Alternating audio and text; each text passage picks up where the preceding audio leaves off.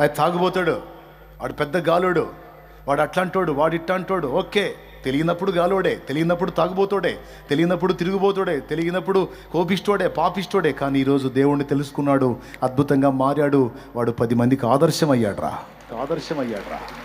ఆ అమ్మాయి తెలియనప్పుడు విచ్చలవిడిగా బ్రతికిందే, కానీ తెలుసుకున్న తర్వాత మారింది. ఈరోజు సభ్య సమాజానికి ఆ అమ్మాయి ఒక బాసటగా ఉందిరా. జీవితాన్ని అలా స్పష్టంగా అధ్యయనం చేయకపోతే నువ్వేం సాధించలేవు, నీ టైం అంతా వేస్ట్ అయిపోయింది. పలుగాకుల మాటలు నువ్వు లక్ష్య పెట్టొద్దు, ఒక్కటే దృష్టి పెట్టును. ఏదో ఒకటి నేను దేవుని కొరకు సాధించాలి, సమాజం కొరకు సాధించాలి, ప్రభువుకి, సమాజానికి, కుటుంబానికి దీవెనకరంగా నేను ఉండాలి. దాని మీద నేను దృష్టి పెట్టాలని దృష్టి పెట్టు. ఇప్పుడు నేను చెప్పిన 3 నువ్వు జయిస్తావు. ఒక అద్భుతమైన సూత్రం ఈ రాత్రి మీకు అందించాను. బ్రతకాలనే ఆరాటం నీలో ఉండాలన్నా, పనికిమాలిన విషయాల్లో వ్యాజ్యం నీకు ఉండకూడదన్నా, పాపపు తలంపులు, పాపపు ఇచ్చల్ని అధిగమించి నువ్వు గెలవాలన్నా, గురిని ఏర్పరచుకొనటం అనేది ఒక్కటే మార్గం. ఎంప్టీ మైండ్ డెవిల్స్ వర్క్షాప్, ఖాళీ మనసు దయ్యాల కర్మాగారం. వద్దు, దాన్ని ఖాళీగా ఉంచొద్దు. అటు దేవుని కార్యాలు, ఇటు మనుషుల కార్యాలు నెరవేర్పు కోసం ఒక లక్ష్యం కలిగి పరిగెత్తాలి. ఇది నా లైఫ్లోనే నేను పరిశీలించుకున్నానండి. ఒక గురి కలిగి ప్రయాణం చేసినప్పుడు చెత్త వ్యవహారాలు ఎన్ని నా చుట్టుముట్టినా అవి నన్ను గెలవలేకపోయినాయి. గురిని పక్కన పెట్టి ఎప్పుడైతే నేను ఖాళీగా ఉన్నానో, అబ్జర్వ్ చేసుకున్నానో, ఎక్కడెక్కడ దరిద్రం అంతా నా దగ్గరికి వస్తుంది. అప్పుడు నాకు అర్థమైంది, ఊరి తేడా ఇదే. నిజమే, బైబిల్లో కూడా దేవుడు ఆదామును సృష్టించినప్పుడు ఏదెన్లో తోట వేసింది ఎవరు? పెద్దగా చెప్పండి. దేవుడే. తోటేసి ఆదాం హవ్వలను అందులో పెట్టి ఏం చెప్పాడు? మీరేం చేసేది లేదు, హాయిగా తోటలో తిరగండి, అప్పణంగా తినండి, నిద్రపోండి అని చెప్పి ఎక్కడన్నా చెప్పాడా?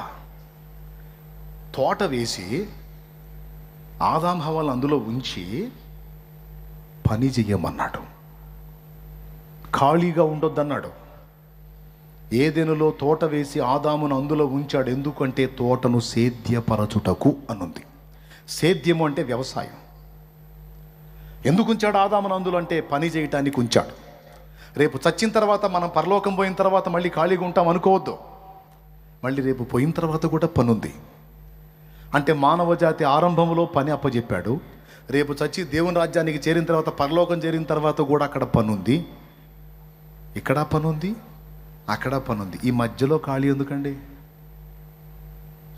ఈ మధ్య గ్యాప్ ఎందుకు ఇచ్చాడు తెలుసా? నువ్వు సాధించాల్సిన పనులు భూమి మీద సాధించమని ఇచ్చాడు పిలుపు. ఎవరిని ఖాళీగా ఉండమనలేదే, ఎవరిని ఖాళీగా ఉండమల్లా. జీవితంలో ఏదో ఒకటి సాధించాలనే లక్ష్యం పెట్టుకో. అప్పుల్లో ఉన్నావా? ఛాలెంజ్ తీసుకో. అప్పులు తీర్చాలి, నా కుటుంబాన్ని ఒడ్డుకు లాగాలి, దానికోసం అహర్నిశలు నేను కష్టపడాలి, నా ఫ్యామిలీని బయటేయాలి, అందరిలాగా నా కుటుంబం కూడా తల ఎత్తుకొని బతకాలి.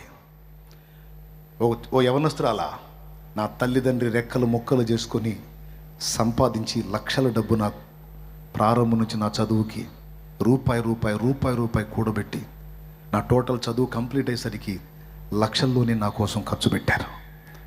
బోల్డంత ఆశతో వాళ్ళు అనుకున్నది నేను సాధించాలి, వాళ్ళు అనుకున్న అంతస్తుకు నేను చేరాలి. ఒకసారి కాకపోతే 2 సార్లు కాకపోతే 4 సార్లు, 5 సార్లు, 6 సార్లు, 10 సార్లు అయినా సరే పోరాడతాను, ప్రయత్నిస్తాను. నా తల్లిదండ్రులు తల ఎత్తుకునే విధంగా నేను నిలబడతాను అని జీవితాన్ని ఛాలెంజ్గా తీసుకో. నా కోసం ఇంత అహర్నిశలు కష్టపడ్డ నా తల్లిదండ్రులకు బాసటగా నిలుస్తాను, ఆదరణగా నిలుస్తాను, వాళ్ళని ఆదరిస్తాను, ఆదుకుంటాను. ఫ్యామిలీని దృష్టిలో పెట్టుకో, సాటి మనుషుని దృష్టిలో పెట్టుకో. నా కుటుంబంలో నేనే నిలబడాలి. బిఆర్ అంబేద్కర్,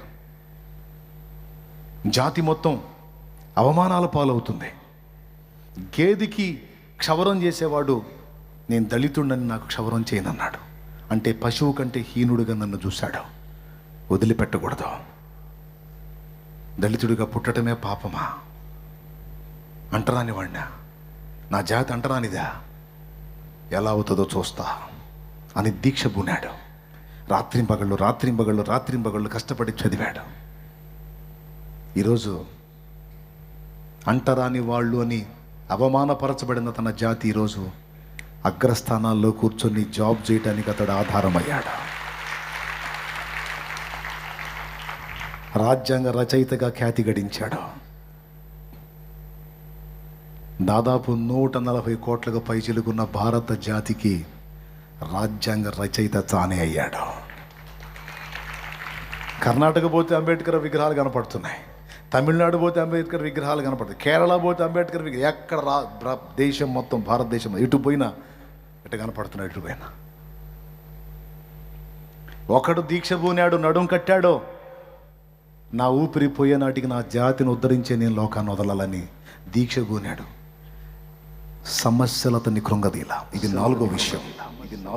ఎప్పుడైతే ఒక గురి గమ్యం కలిగి నువ్వు ప్రయాణం చేస్తావో, ఈ 3 మాత్రమే కాదు, నిన్ను కృంగదీయటానికి వచ్చే రకరకాల సమస్యలు కూడా నిన్ను కదిలించజాలవు. ఎందుకంటే నువ్వు పెట్టుకున్న ఎయిమ్ అలాంటిది, లక్ష్యం అలాంటిది. ఆ లక్ష్యం పెట్టుకున్నాడు. కన్న బిడ్డలు పిట్టల్లా రాలిపోతున్నా సరే లెక్క చేయలా, కడుపు మలమల మాడుతున్నా లెక్క చేయలా. ఒక స్థాయికి వచ్చిన తర్వాత కూడా తోటి కొలీగ్స్, తోటి ఉద్యోగస్తులు అవమానపరుస్తున్నా లెక్క చేయలా. భార్య ఇబ్బంది పడుతున్నా ఆ శ్రమలు, ఆ సమస్యలు, ఆ బాధలు ఏవి కూడా అతన్ని కదిలించలా. ఒకటే లక్ష్యం. పిల్లవాడు జబ్బుతో ఉన్నాడు, నీకు డబ్బు కావాలంటున్నావు. ఈ డబ్బు పిల్లవాడికి ఉపయోగిస్తే పిల్లవాడు బ్రతుకుతాడు, ఇది నీకు పంపిస్తే వాడు చచ్చిపోయే అవకాశం ఉంది అంటే,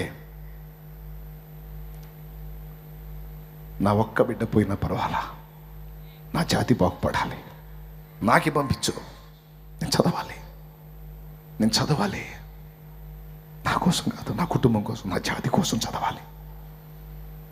అంటరానివాడా, తక్కువ జాతోడా, తక్కువ కులవస్తుడా అని ఒక పశువుకి ఇచ్చిన విలువ కూడా నాకు ఇవ్వకుండా, నా జాతికి ఇవ్వకుండా అవమానపరుస్తున్నారు. అది నేను తట్టుకోలేకపోతున్నా. ఈ దారుణం చూసి నేను నా ఇల్లు బ్రతికుండే కంటే చచ్చిపోయింది మేలు, లేదా సాధించాలి. కాబట్టి నేను, నా ఫ్యామిలీ కర్పూరంలా కరిగిపోయినా పర్వాలేదు, జాతిని ఉద్ధరించే కన్ను ముయ్యాలి. కాబట్టి నాకే పంపు అంటే డబ్బు ఆయనకి పంపింది, పిల్లవాడు చనిపోయాడు. పాపం మళ్ళా సమాచారం అయింది గంగాధర్ చనిపోయాడని. పర్వాలేదు, చేదైన విషయాలు దిగమింగారు. బైబిల్కి వెలపట ఉన్న సంగతి గురించి, వ్యక్తి గురించి మీరు చెప్తారంటే, అవునండి, రాజ్యాంగ రచయిత, నా దేశాన్ని గౌరవిస్తున్నాను, దేశ నాయక గణాన్ని గౌరవిస్తున్నాను, రాజ్యాంగ రచయితను కూడా గౌరవిస్తాను. ఈరోజు స్వేచ్ఛగా సువార్త ప్రకటించగలుగుతున్నాను అంటే ఆ హక్కు ఆయన రాసిందే. ఆర్టికల్ 25లో అంతరాత్మ ప్రబోధానుసారం ఒకడు తాను నమ్మిన మతాన్ని విశ్వసించవచ్చు, సేవించవచ్చు, ప్రచారం కూడా చేసుకోవచ్చని రాసింది ఆయన. అందుకే బిఆర్ అంబేద్కర్ నాకు గౌరవనీయుడు, గౌరవ పాత్రుడు, నాకు ఆదర్శం. చేదైన పరిస్థితులు నీ చుట్టుముట్టినా నువ్వు పెట్టుకున్న లక్ష్యాన్ని సాధించే దిశగా నువ్వు అడుగులేస్తుంటే ఏవి నిన్ను ఆపజాలవు. అన్నిటినీ దిగమింగుకొని వెళ్ళిపోతావు. కానీ ఎప్పుడు నీ జీవితానికంటే ఒక గురిని ఏర్పరచుకున్నప్పుడు, నువ్వు సాధించాలని కొన్ని లక్ష్యాలను ఏర్పరచుకున్నప్పుడు మాత్రమే అది సాధ్యమైతే. చదువు లేని వాళ్ళకంటే కొంచెం అర్థం అవ్వచ్చు, కాకపోవచ్చు. చదువుకున్న నీకు తెలియదా? ఒకప్పుడు షాలేమురాజు అనేవాడి జీవితానికి అర్థం లేదు. ఎందుకు పుట్టాడో, ఎందుకు పెరుగుతున్నాడో, ఎందుకు బతుకుతున్నాడో, ఎందుకు విచ్చలవిడిగా తిరుగుతున్నాడో, వాడి జీవితానికి అర్థం ఏంటో వాడికి తెలియదు. కానీ వాడు యేసు ప్రభు దగ్గరికి వచ్చిన తర్వాత వాడి జీవితానికి ఒక గురిని, గమ్యాన్ని యేసు ప్రభు చూపించాడు. నువ్వు మంచిగా బ్రతకాలి, మాదిరిగా బ్రతకాలి, అనేకులకు నువ్వు దీవెనకరంగా మారాలరా. అనేకులకు ఆధ్యాత్మిక సేవ చేయాలి, అనేకులకు నన్ను కూర్చున్న సువార్తను ప్రకటించాలి, అనేకుల్ని రక్షణలోనికి నడిపించాలి. నీ జీవితానికి ఒక గురి ఉంది, గమ్యం ఉంది. కాబట్టి నువ్వు అందరిలాగా జీవించకూడదు అని ఒక లక్ష్యాన్ని నాకు ఇచ్చాడు. ఆ లక్ష్యంతోనే ప్రయాణం మొదలుపెట్టాను. ఆ రోజు నుంచి ఈ రోజు దాకా ఎన్నో సమస్యలు, బాధలు, శోధనలు, ఇరుకులు, ఇబ్బందులు ఎన్నో చుట్టుముట్టాయి. కానీ అన్నిటిని అధిగమించి మీ మధ్యలో నిలబడటానికి దేవుడు నా కృపనిచ్చాడు. మీకు 2 సంగతులు చెప్పాను. సందేహం అనేది వస్తుంది అంటే జూనియర్కి అయితేనేమో అది అవసరమే, సీనియర్కి అయితేనేమో అది తప్పు. జూనియర్కి అయితే అది ఒక హెల్దియస్ట్ పాయింట్ అన్నమాట, ఆరోగ్యకరమైనటువంటి సంగతి. దేవునికి స్తోత్రం. పెద్దగా చెప్పండి. ముగింపులో ఏం చెప్పాను? గురి కలిగినటువంటి జీవితాన్ని ప్రతి ఒక్కరూ ఏర్పరచుకోవాలి. ఏదో ఒక తీర్మానం చేయాలి, దాన్ని సాధించే దిశగా.